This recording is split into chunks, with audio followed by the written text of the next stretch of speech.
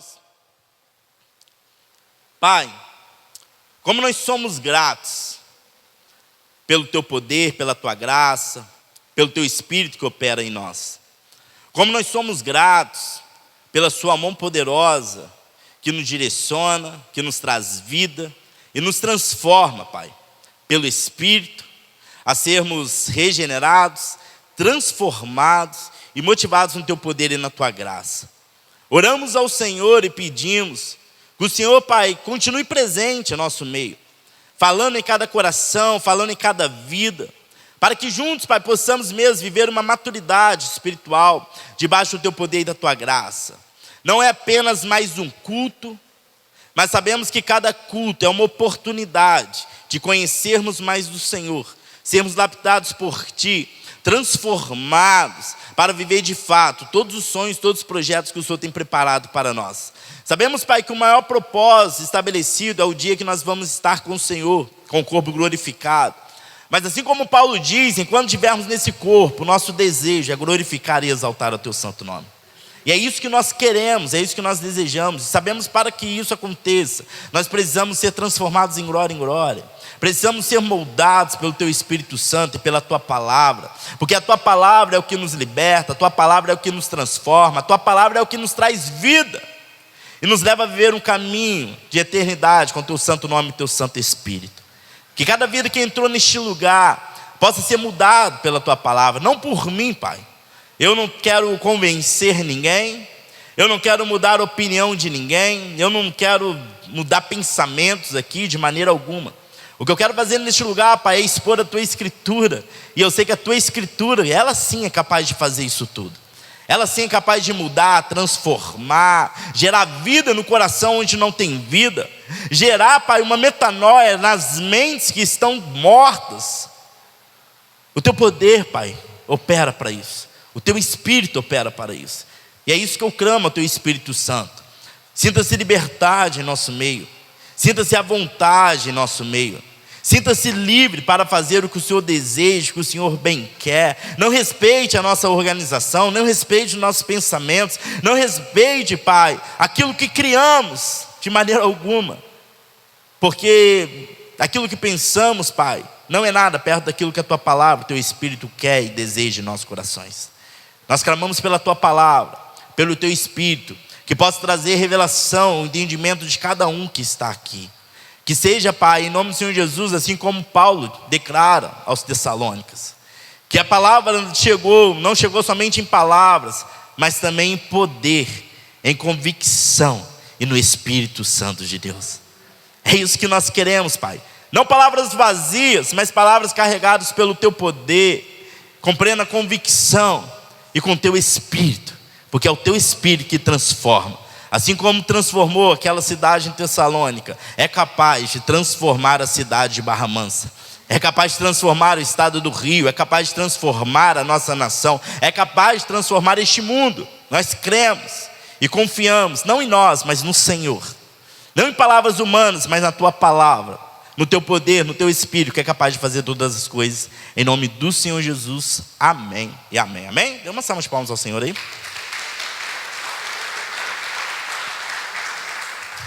O tema de hoje é vencendo o medo. Qual que é? Provérbios capítulo 9, verso 10. Abram comigo. Provérbios capítulo 9, verso 10.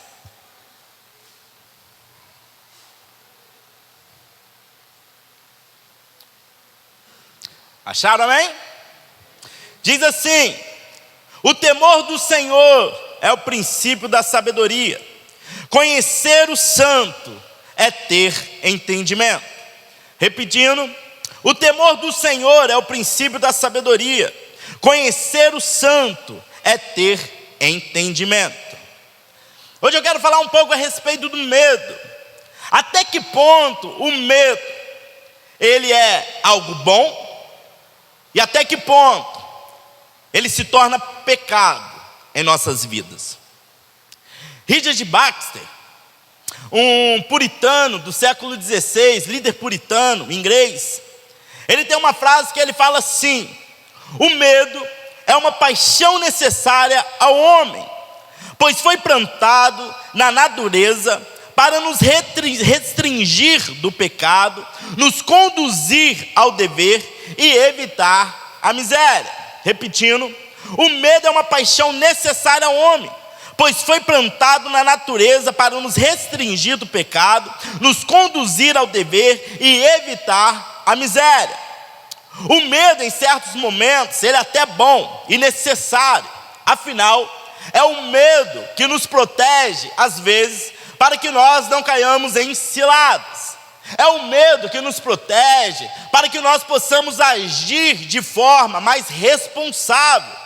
É o medo que nos protege para que quando nós vamos assumir algo, traga em nós um senso de responsabilidade, para que nós possamos ter uma administração mais correta em determinado assunto a qual está sobre nós. Dentre os medos, eu trouxe alguns exemplos aqui para nós, que podem trazer até uma certa proteção. Por exemplo, o medo da morte. Qual? É normal que você tenha medo, pois é ele que faz com que você não enfrente algumas situações que poderiam lhe colocar em risco. Talvez o medo de sair de noite, talvez o medo de entrar com carro com vidro escuro dentro de uma favela, o medo de passar talvez num pontilhão aonde você não sente segurança daquele lugar, o medo de enfrentar embates aonde você sabe que o outro lado não é tão amistoso assim, o medo de enfrentar determinadas situações ou colocar a tua vida em próprio risco. Esse medo é muito bom, porque esse medo ele vai nos proteger para que nós possamos agir com maior responsabilidade. O outro medo é o medo de falar em público. Qual? De falar em público. É esse o medo que te prepara e faz com que você se dedique de forma melhor na sua apresentação, no seu sermão, no seu trabalho, entre outros. Ou seja, o medo do altar, o medo do microfone, o medo de falar em público, ele é bom, porque ele traz a você um preparo, onde você fica se preparando, para que você consiga entregar o melhor que você deseja para aquele momento. O medo de abrir uma empresa, afinal, quem nunca que teve vontade ou abriu uma empresa, não gerou ali no seu coração um certo medo, uma certa ansiedade, para que você possa tomar essa decisão. Isso é normal, porque é esse medo que vai fazer você olhar para as suas finanças e ver se de fato você tem condições para fazer isso. É esse medo que vai fazer você tomar as melhores decisões. É esse medo que vai fazer com que você prepare uma melhor estratégia para que você consiga lutar durante alguns meses e vencer esse desafio. O medo, ele é necessário. O medo de construir uma família. Qual? Vocês estão aí, amém? Vamos lá, o medo de construir uma família. Esse medo que vai nos movimentar para que assim possamos construir a nossa casa, se preparar para sustentar um filho, entre outros tipos de responsabilidade. Ou afinal, quando você falaram para você, olha, sua esposa, estou grávida, você não ficou com aquele medo, falou assim, e agora? Como que eu vou fazer? Como que eu vou me organizar? Ou então vamos casar, aquele medo, aquela ansiedade, tipo, e agora, o que eu vou fazer? Preciso comprar casa, preciso comprar móveis, preciso fazer isso, preciso fazer aquilo outro, porque você vai se organizando devido a esse sentimento e esse medo. E o último medo é o medo do inferno e do diabo. Qual? Serve para que sejamos vigilantes em nossos comportamentos e atitudes.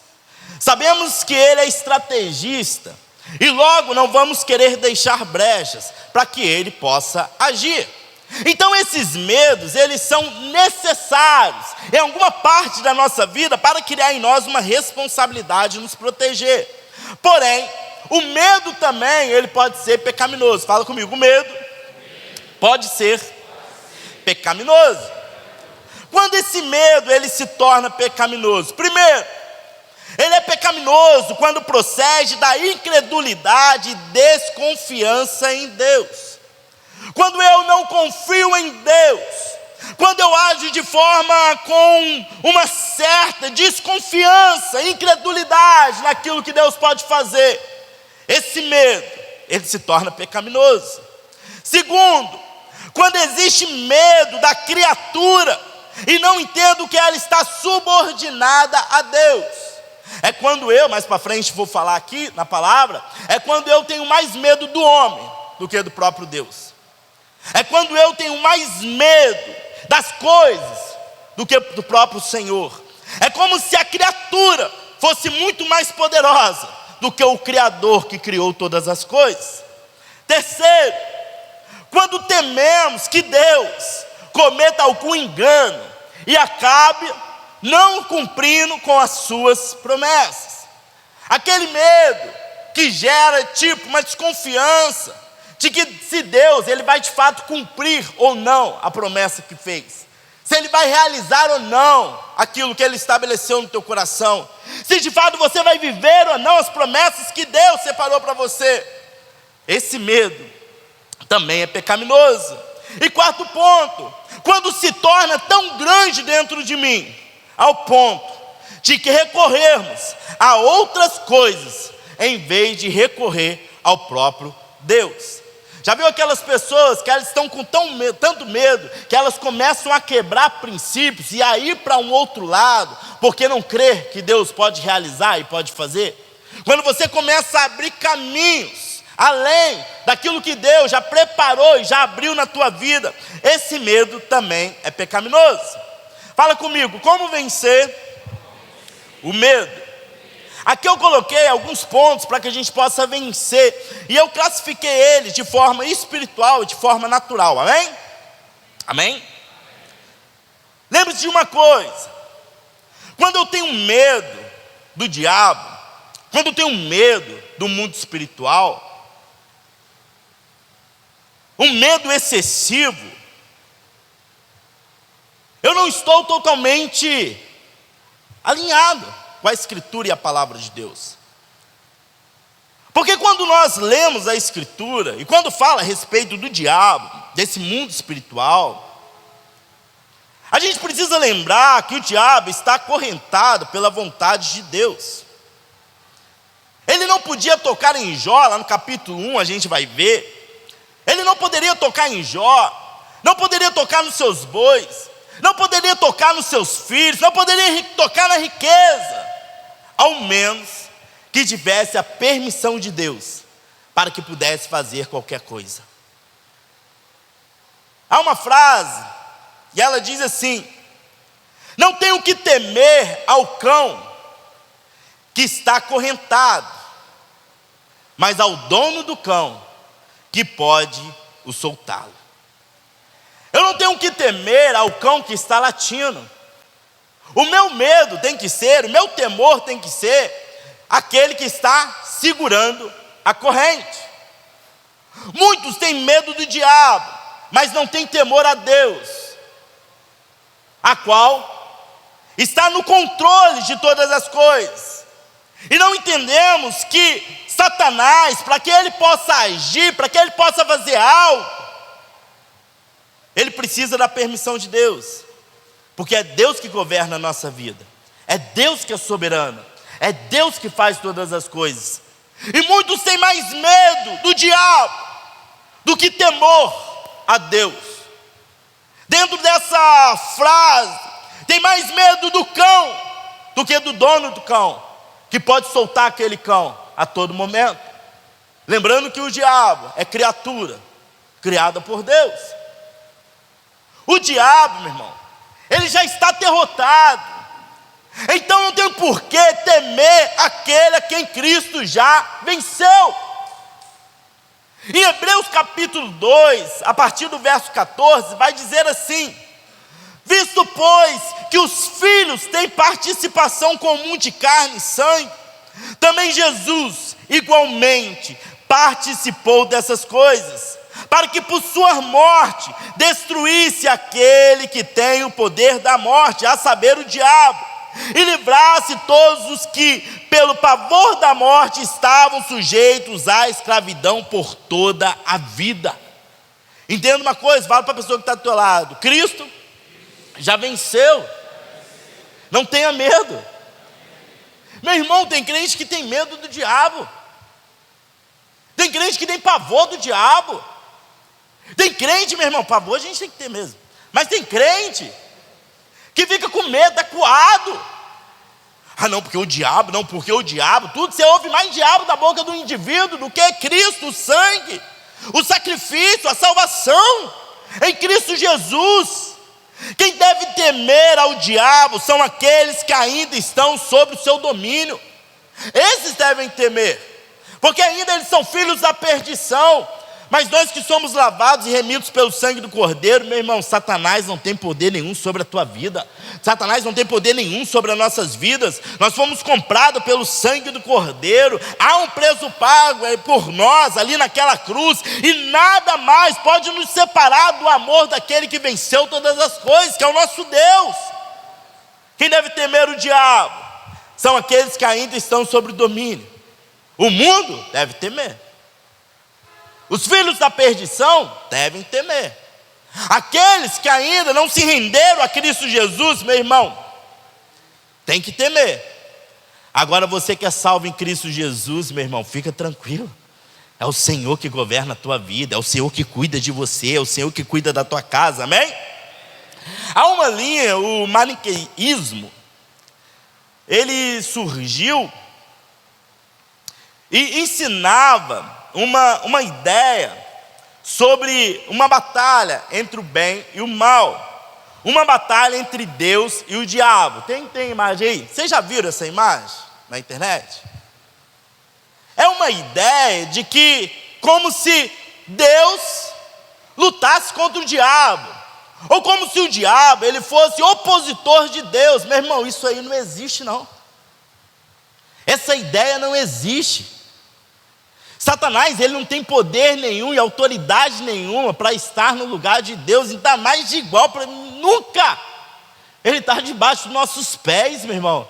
Ele é vencido pelo sangue do Senhor, nada pode parar no nosso Deus. Com o sopro da boca de Deus, meu irmão, Satanás já era. Não existe essa ideia, mas existem crentes ainda com a mentalidade que Satanás é poderoso o suficiente para vir tirar você da mão de Deus. Que Satanás é poderoso para acabar com os planos que Deus tem na tua vida. Mas não tira isso da tua mente. O nosso Deus é poderoso, o nosso Deus é infinitamente mais, o nosso Deus pode todas as coisas. Não honre ao diabo, mostrando ter medo dele. Este lugar sempre foi o que ele desejou. O lugar que Satanás sempre desejou foi o lugar de honra, o lugar de glória, o lugar de poder. E quando o cristão, e quando nós damos poder a ele, autoridade a ele, ele se sente no lugar aonde ele gostaria de estar, que é no lugar de Deus. Não tema o diabo, tema Deus, que é poderoso em nossas vidas. Algumas coisas, elas precisam ser quebradas em nossa mente. Fala comigo, algumas coisas precisam ser quebradas em nossa mente. Mateus capítulo 10, verso 28. Tema a Deus e não ao diabo. Repita comigo, tema a Deus e não ao diabo. Em Mateus capítulo 10, a partir do verso 28, diz assim: não temam os que matam o corpo, mas não podem matar a alma. Pelo contrário, temam aquele que pode fazer perecer no inferno, tanto a alma como o corpo. E umas ministrações atrás, a Salvos do Inferno, tem lá no YouTube, se você não viu, olha lá. Nós falamos a respeito disso, dos 3 infernos. E Sheol é o lugar onde estão aqueles que morrem e não foram salvos em Cristo Jesus. Mas aqui está falando a respeito dessa segunda morte, onde o corpo se juntará novamente ao espírito, e Deus ali lançará no guiena tanto o corpo como a alma. Temam a Deus e não ao diabo. Temam a Deus e não a homem. Podem matar o corpo, mas a alma, somente o Senhor tem esse poder. Somente Deus é poderoso para isso. Outro ponto: o diabo está se levantando contra a minha vida. Quando as pessoas falam isso? Não, porque o diabo está furioso, o diabo está se levantando contra a minha vida. Meu irmão, a pergunta é: o que você está fazendo de tão relevante para que ele se preocupe com você?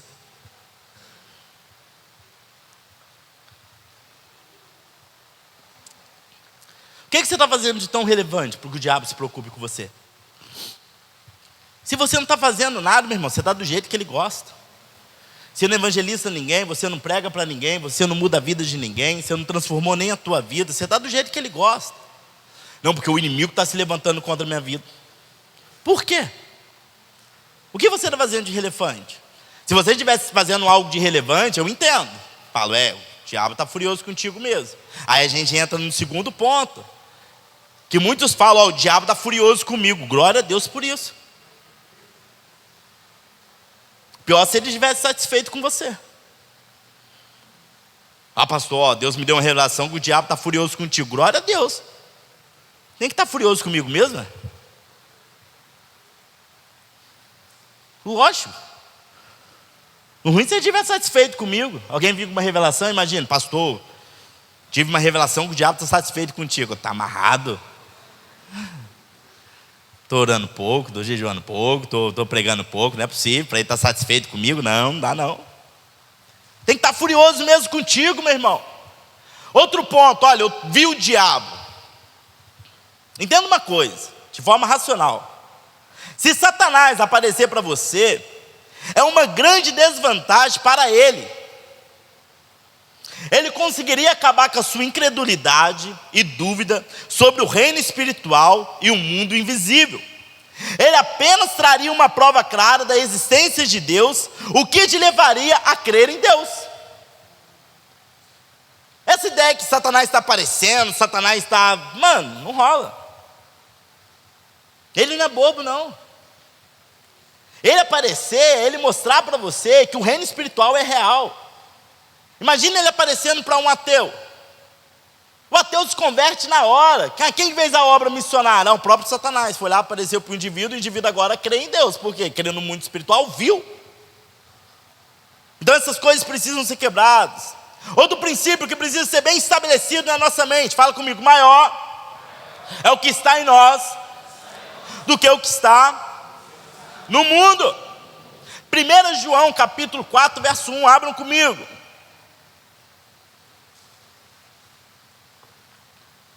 1 João capítulo 4, verso 1.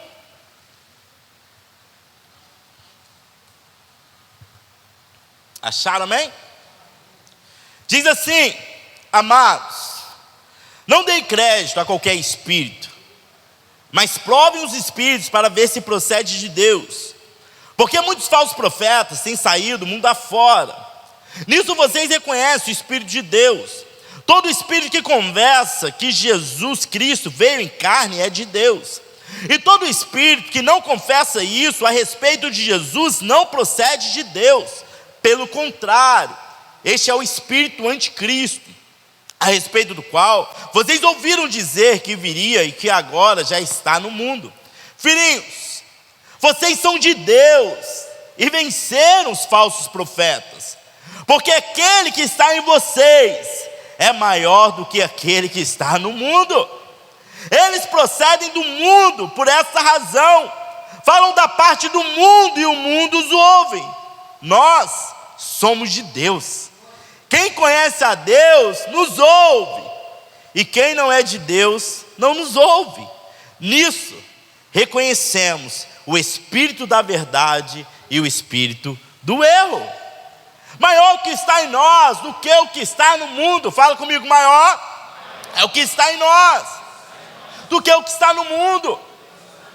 Meu irmão, o maior Espírito Santo de Deus que habita na tua vida do que aquilo que está no mundo, meu irmão. O que tem no mundo não tem poder nenhum contra a minha vida, contra a sua vida. Para de temer, meu irmão, aquele que não tem poder nenhum, se você está cheio do poder daquele que pode todas as coisas, que é soberano, que é eterno sobre nossas vidas.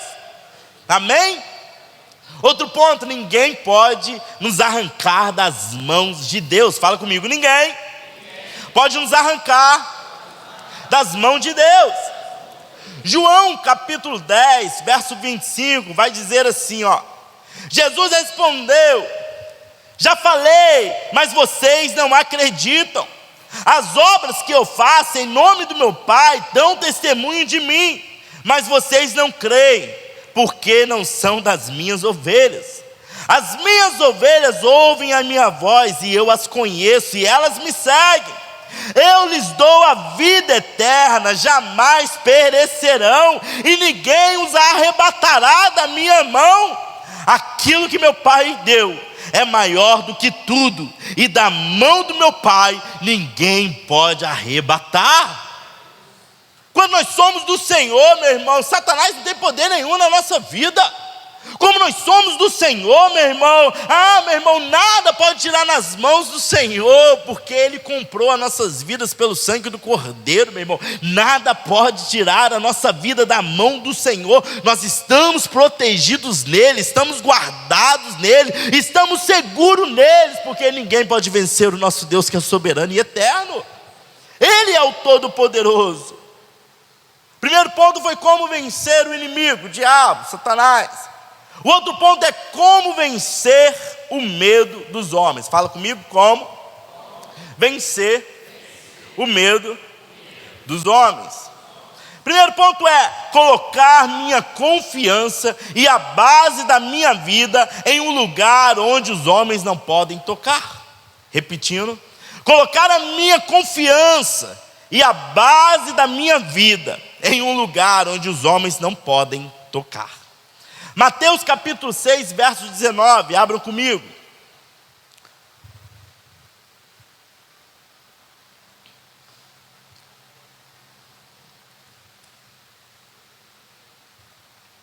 Mateus capítulo 6, verso 19.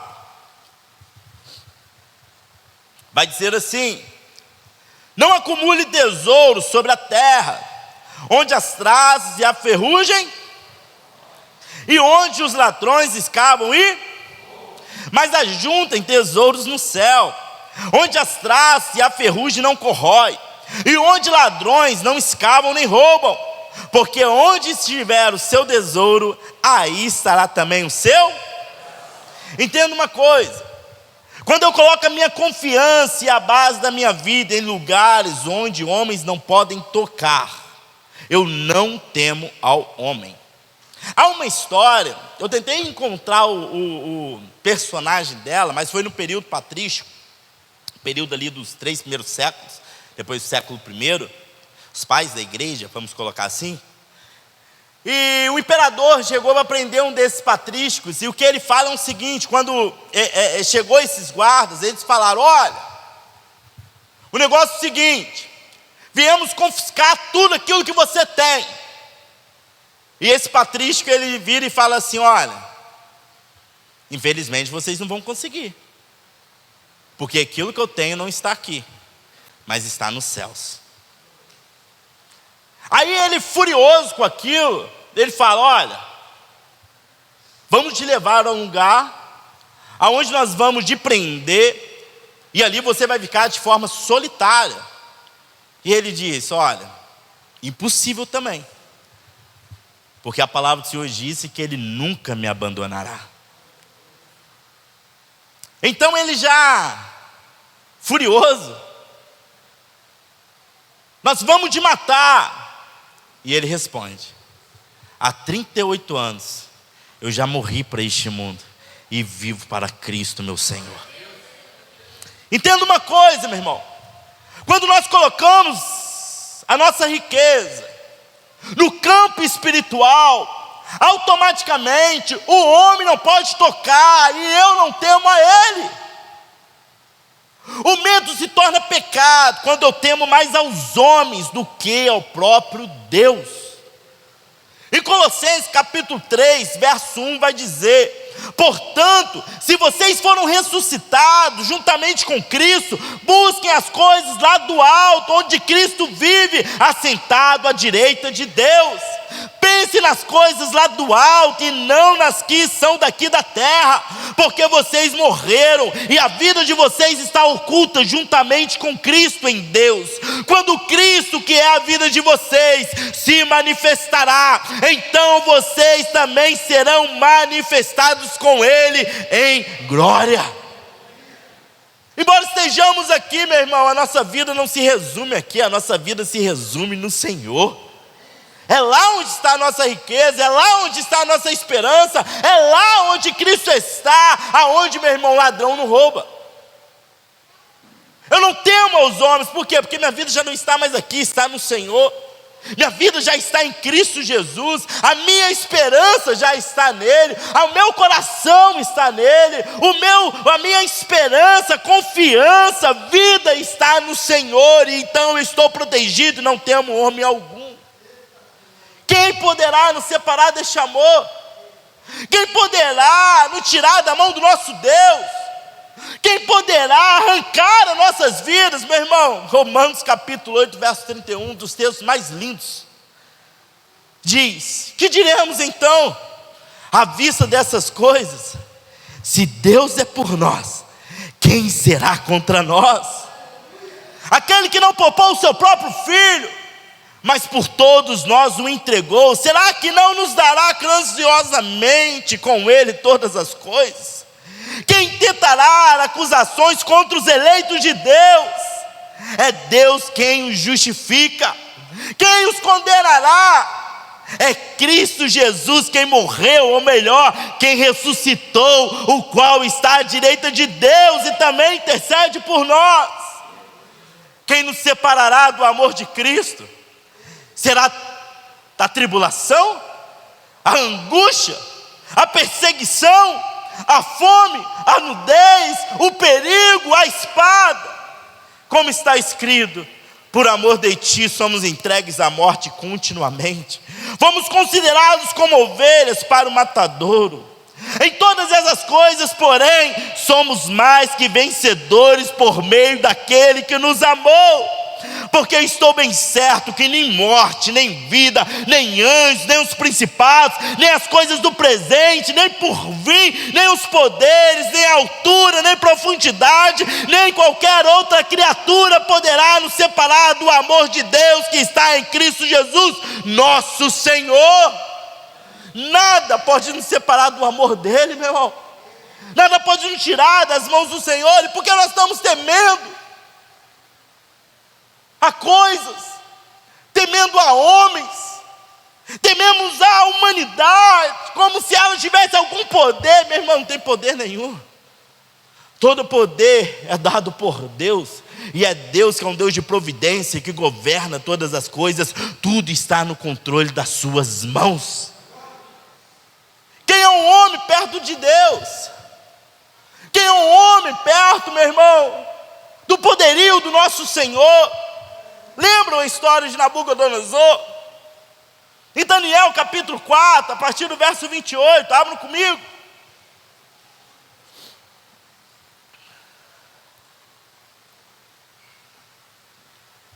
Nabucodonosor era o imperador da Babilônia, o grande homem, o poderoso, o que se achava. Mas aqui no capítulo 4, verso 28, está ruim para o lado dele. Está bacana não. Não era o poderoso, não era o imperador, não era o grande conquistador. Mas olha o que diz em Daniel capítulo 4, verso 28. Tudo isso de fato aconteceu com o rei Nabucodonosor. Passado 12 meses, quando eu estava passeando no terraço do palácio real da cidade da Babilônia, o rei disse: não é essa grande Babilônica que eu construí para a casa real com o meu grandioso poder e para a glória da minha majestade? Enquanto o rei ainda falava, veio uma voz do céu que disse: a você, rei Nabucodonosor, se anuncia o seguinte: este reino lhe foi tirado, você será expulso do meio das pessoas, e a sua morada será com os animais selvagens. Você comerá capim como os bois, e passarão 7 tempos, até que você reconheça que o Altíssimo tem domínio sobre os reinos do mundo, e os dá a quem Ele quer. No mesmo instante se cumpriu a palavra sobre Nabucodonosor. Ele foi expulso do meio das pessoas e começou a comer capim como os bois. O seu corpo foi molhado pelo orvalho do céu, até que lhe cresceram cabelos como as penas das águias, e as suas unhas como as garras das aves. Mas ao fim daqueles dias, eu, Nabucodonosor, levantei os olhos ao céu e recuperei o entendimento. Então eu bendisse o Altíssimo e louvei e glorifiquei aquele que vive para sempre. O seu domínio é eterno e o seu reino se estende de geração em geração. Todos os moradores da terra são considerados como nada, e o Altíssimo faz o que quer com o exército do céu e com os moradores da terra. Não há quem possa deter a sua mão, nem questionar o que ele faz. Neste tempo recuperei o entendimento, e para a dignidade do meu reino recuperei também a minha majestade, o meu resplendor. Os meus conselheiros e os homens importantes vieram me procurar. Fui restabelecido no meu reino, e a minha grandeza se tornou ainda maior. Agora eu, Nabucodonosor, louvo, engrandeço e glorifico o Rei do céu, porque todas as suas obras são verdadeiras e os seus caminhos são justos. Ele tem poder para humilhar os orgulhosos. Nabucodonosor achava que era algo, pensava que era alguém. Quem é criatura perto do Criador, meu irmão? Quem somos nós perto daquele que criou todas as coisas, fez céu, fez terra? Eu acho lindo no momento que Jó está cheio de questionamento, e Deus fala: Jó, senta aí. Aonde tu estava quando eu criei todas as coisas? Aonde tu estava quando eu lancei o firmamento? Aonde tu estava quando eu criei os animais? Aonde você estava, Jó, já que você é tão inteligente? E ele termina respondendo: antes eu te conhecia de ouvir falar, mas hoje os meus olhos te contemplam. Richard Baxter, ele vai dizer o seguinte: olha, o homem é uma bolha levantada pela providência e lançada sobre o mundo para Deus honrar a si mesmo ou por meio dele.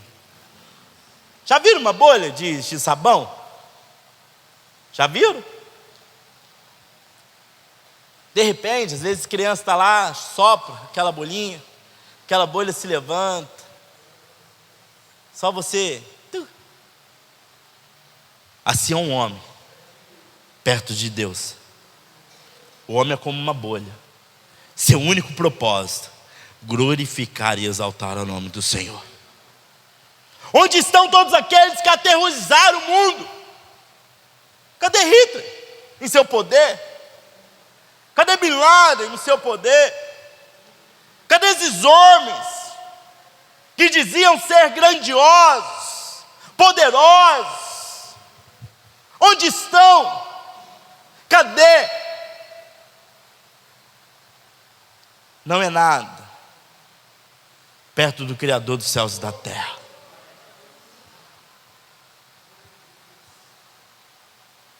João, capítulo 19, a partir do verso 10, vai dizer: então Pilatos o advertiu: você não me responde? Não sabe que tenho autoridade tanto para soltar você como para crucificá-lo?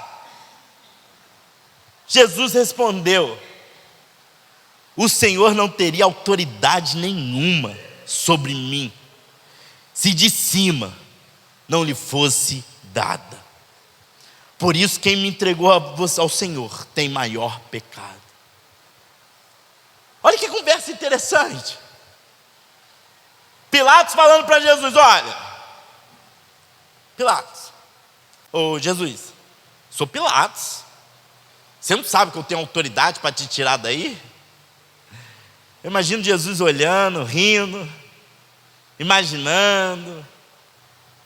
De repente fala: olha, Pilatos, você não teria autoridade nenhuma se Deus não tivesse colocado você aí. Você não tem autoridade nenhuma se Deus não tivesse dado essa oportunidade de reinar. Tudo está no controle da mão de Deus. O medo é pecado quando ele é maior do que a sua fé em Deus, ao ponto de te paralisar. Fala comigo, o medo é pecado quando ele é maior do que minha fé em Deus, ao ponto de me paralisar. Isso é pecado. A gente vai ver Davi, vai ver Moisés, vai ver Abraão, vai ver Paulo, entre outros, que tiveram medo, mas não foi o suficiente para diminuir tamanha confiança em Deus e nos seus propósitos. O medo, ele é pecado quando ele se torna maior do que a nossa confiança em Deus, quando ele é maior ao ponto de paralisar os propósitos, aquilo que Deus colocou no nosso coração. O medo tenta me parar, mas a confiança em Deus faz eu seguir mesmo com medo. O medo, ele nos prepara, como eu disse. O medo, ele faz nós nos organizarmos melhor. O medo faz com que nós administramos melhor as coisas. O medo faz com que a gente tenha mais cuidado e mais responsabilidade. Mas o medo, meu irmão, ele se torna pecado quando é maior do que a nossa confiança em Deus, ao ponto de nos paralisar, ao ponto de fazer com que nós desistimos dos projetos que Deus colocou no nosso coração. Meu irmão, está aqui, você acha que eu lembro que quando abrimos a igreja, vamos abrir a igreja, não tinha nada, meu irmão. Tinha só o carro lá e vamos vender ele mesmo. Imagina você pegar o carro e vender, tipo assim, de boa, o pessoal, nossa, quanta confiança e tal, e glória a Deus, olha o pastor. Meu irmão, você acha que foi tranquilo? Foi no medo. Meu Deus, e agora, como que eu vou fazer? Vende isso, compra as coisas, e aí, será como que vai ser? Deus, como que vai organizar isso? Senhor, como que vamos fazer? O medo vem, mas a confiança naquilo que Deus pode fazer e pode realizar, meu irmão, é muito maior do que o medo. Isso que difere um dos outros. Porque existem pessoas, meu irmão, que têm medo, que paralisam, porque não confiam em Deus. Outros são aqueles que confiam em Deus, têm até medo, mas continuam mesmo assim, porque confiam que aquele que está mandando, aquele que está direcionando, é poderoso para fazer infinitamente mais. Quando as pessoas estão paralisadas, quando as pessoas estão travadas, quando as pessoas não vivem os planos e os propósitos de Deus, porque o medo paralisou, o medo está travando, o medo está agarrando a vida da pessoa, que não deixa ela romper, crescer e viver os propósitos de Deus. Eu tenho medo, pastor, de assumir um ministério. Meu irmão, com medo ou sem medo, vai.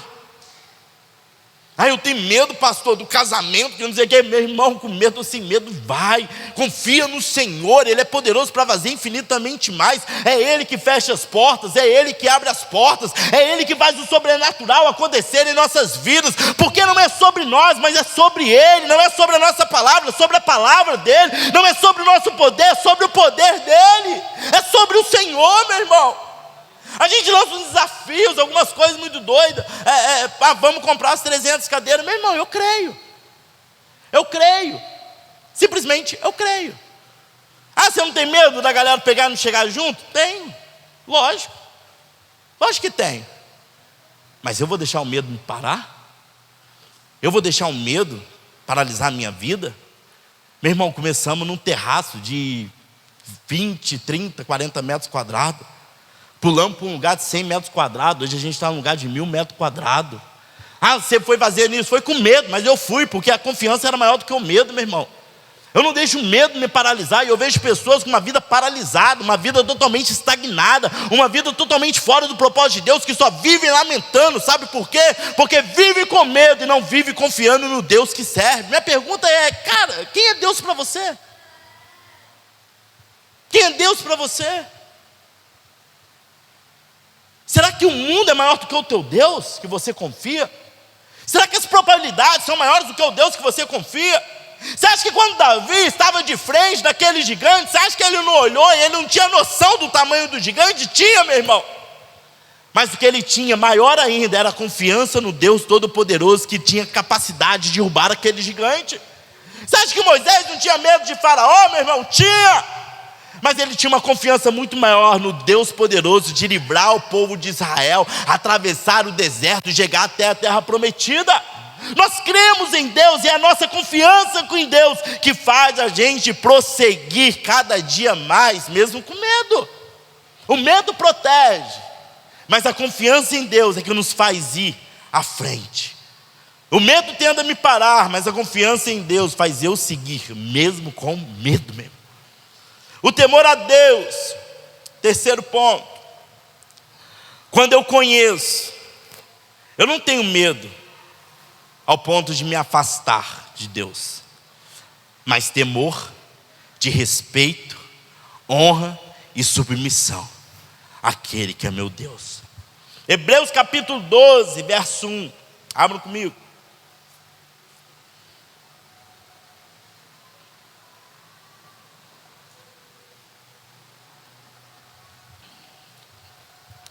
Diz assim a palavra: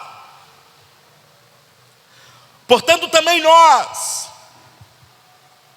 visto que temos a rodear-nos de tão grande nuvem de testemunhos, livremos-nos de todo o peso e do pecado que tão firmemente se apega a nós, e corramos com perseverança a carreira que nos está proposta, olhando firmemente para o autor e consumador da fé, Jesus, o qual, em troca de alegria que lhe estava proposta, suportou a cruz sem se importar com a vergonha, e agora está sentado à direita do trono de Deus. Portanto, pense naquele que suportou tamanha oposição dos pecadores contra si mesmo, para que vocês não se cansem nem desanimem. Na luta contra o pecado, vocês ainda não resistiram até o sangue, e vocês esqueceram da exortação que lhes é dirigida como a filhos. Filho meu, não despreze a correção que vem do Senhor, nem desanime quando você é repreendido por Ele, porque o Senhor corrige a quem ama e castiga todo filho a quem aceita. É para a disciplina que vocês perseveram. Deus os trata como? E qual é o filho a quem o pai não corrige? Mas se estão sem essa correção, da qual todos se tornaram participantes, então vocês são bastardos e não filhos. Além disso, tínhamos os nossos pais humanos que nos corrigiam, e nós os respeitávamos. Será que então não nos sujeitaremos muito mais ao Pai espiritual para vivermos? Pois eles nos corrigiam por pouco tempo, segundo melhor lhes parecia. Deus, porém, nos disciplina para o nosso próprio bem, a fim de sermos participantes da sua santidade. Temos que temer a Deus, mas não um temor de medo, não um temor que faz nós nos separarmos de Deus. Quando as pessoas falam: eu não vou na igreja porque estou muito em pecado, eu não vou porque Deus vai me castigar, Deus vai fazer isso, Deus vai fazer aquilo. Meu irmão, entenda uma coisa: se você é filho, Deus vai trazer repreensão em nós. Se nós estamos no caminho errado, o Senhor vai corrigir o nosso caminho.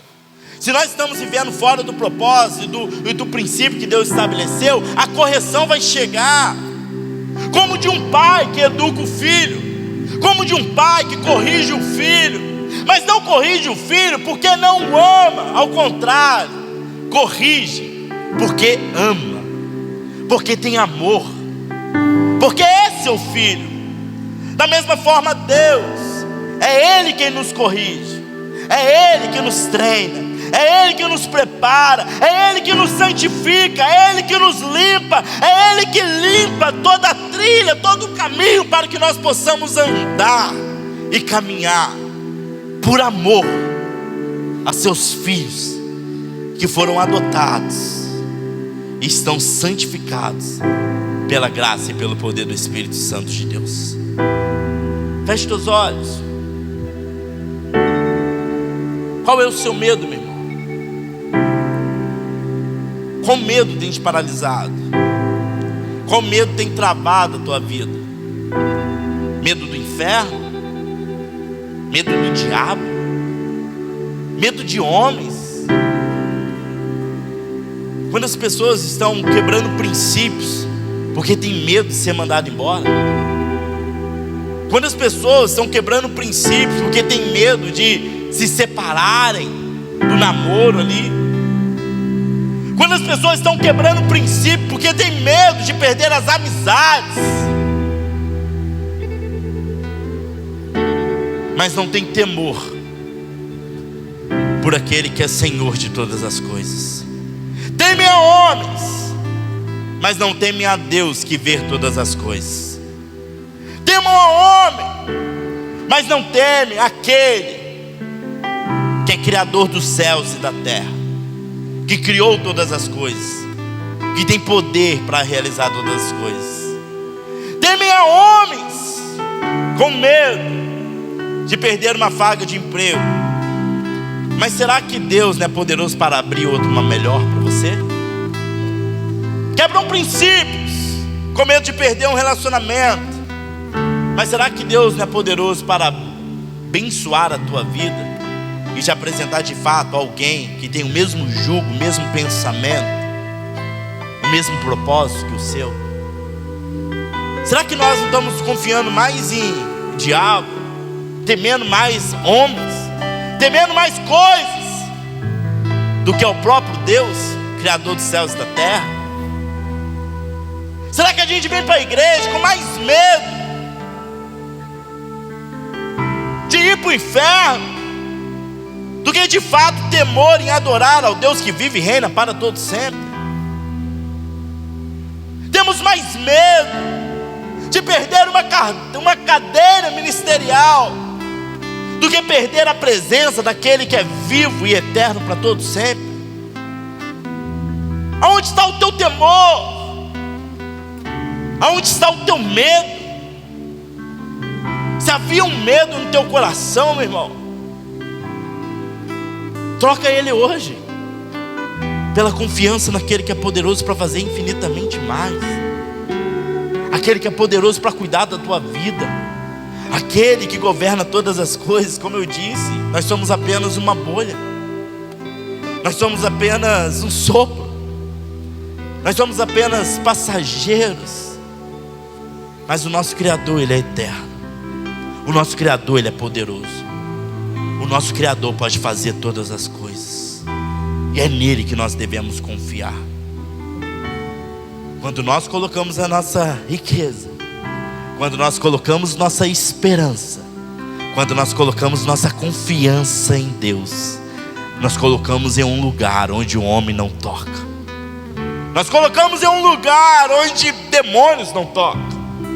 Nós colocamos em um lugar onde o governo nunca vai tocar, onde a economia nunca vai tocar, aonde esse mundo, essa sociedade, os pensamentos humanos nunca vão tocar, porque é neste lugar que está a nossa confiança, e quem está lá é o próprio Deus que governa todas as coisas. Ele é poderoso. Lance sobre Ele as tuas ansiedades, lance sobre Ele os teus medos,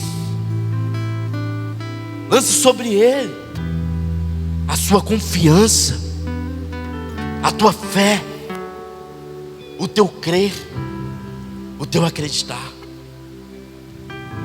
De olhos fechados, coloca a mão no teu coração. Pai, eis aqui a tua igreja, Senhor. A igreja que te ama, a igreja que te adora, a igreja que confia no Senhor. A igreja, Pai, que tem um entendimento que é o Senhor que governa todas as coisas, que tem um entendimento que nada foge do controle das tuas mãos, que tem um entendimento de que o Senhor está governando tudo, E nada está saindo fora do teu propósito. Nada está saindo fora do teu projeto. Eu oro, Pai, para que aqueles corações que estão aqui com medo, aflitos, paralisados, necessitando de decisões, mas o medo tem parado. O medo não tem deixado prosseguir. O medo não tem deixado alcançar. O medo não tem deixado viver a plenitude, os propósitos que o Senhor estabeleceu. Por falta de confiança, por falta de entender quem o Senhor é, por falta de entender quem está no controle de todas as coisas. Pai, que o teu Espírito traga essa confiança em cada coração, em cada mente neste lugar. Que teus filhos, Pai, possam entender que toda essa opressão do mal, toda essa opressão humana, toda essa raiz do inferno caia por terra em nome do Senhor Jesus. E os teus filhos possam confiar, possam crer, possam entender que é o Senhor que está no controle de tudo, Pai. Que é o Senhor que governa nossos casamentos, que é o Senhor que governa a nossa família, que é o Senhor que governa os nossos ministérios, que é o Senhor que governa, Pai, as nossas finanças, é o Senhor que governa a nossa saúde, é o Senhor que governa nossos pensamentos, é o Senhor que governa o nosso futuro, nosso presente, é o Senhor. Que essa confiança possa encher nossos corações e sairmos daqui, Pai, confiando, crendo, acreditando, com fé nas coisas que o Senhor tem a realizar sobre as nossas vidas. Nós lançamos nossos corações ao Senhor, nós lançamos nossas mentes ao Senhor, nós lançamos a nossa vida diante do Senhor, porque é em Ti que nós confiamos. É o Senhor, dono de todas as coisas, é o Senhor, Criador de todas as coisas. É em Ti, Pai, que colocamos a nossa vida, Pai, em nome de Jesus.